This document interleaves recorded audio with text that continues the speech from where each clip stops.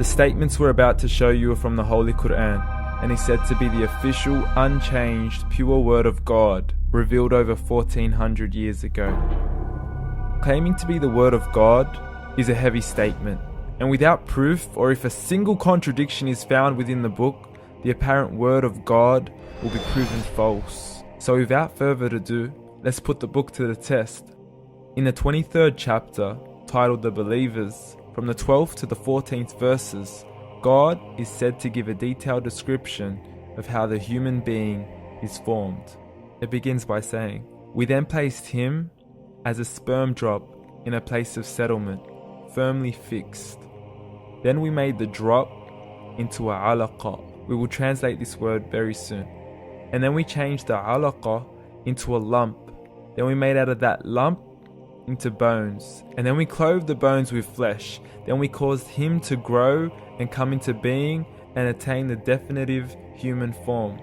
In the 21st century, we can now safely say that this verse is clearly describing the process of human development in correct chronological order. However, what we should be paying attention to in particular is the second stage, referring to the development of the embryo. The specific word used to describe the embryo in this verse is the word alaqa. The word alaqa, when translated into English, can mean three separate things. Firstly, a blood clot, or to be suspended, that is to be hanging or clinging to something, or thirdly and finally, a leech. Now, all three definitions don't come anywhere near what we perceive to be the human embryo. So, why are these words used, and what significance do they share with the human embryo? Can the embryo be described as a blood clot? Well, what do you think? In the 3rd week of embryonic development, a tubular heart joins with the blood vessels to form a primordial cardiovascular system, and by the end of the 3rd week, the blood is circulating and the heart begins to beat on day 21. The first thing that comes to mind in regards to being suspended or hanging is the umbilical cord. But we can't use that example because we are simply referring to step 2, before the baby has even formed. But we now know today that the umbilical cord is formed from the connecting stalk. And the connecting stalk is formed as soon as the embryo is formed.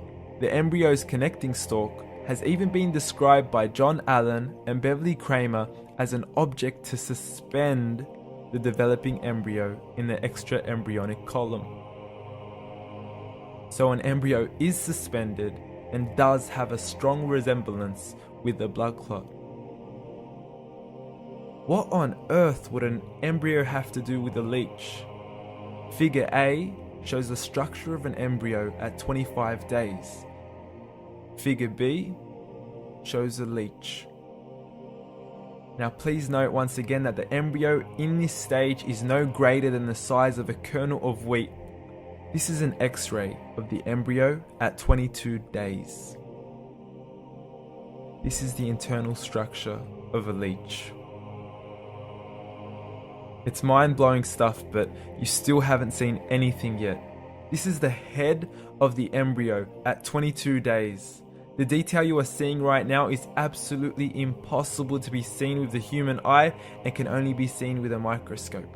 This is the back end of a leech. There's no other words used to describe this other than mind-blowing. The pictures we have shown you are impossible to be seen with the human eye or even to be predicted by the human mind. Once again, the verses we have shown you were revealed over 1400 years ago to a man who couldn't read nor write. Are these the words of God? Descriptions of the human embryo in the Quran cannot be based on scientific knowledge in the 7th century. The only reasonable conclusion is that these descriptions were revealed to Muhammad from God, from God, from God, from God, from God.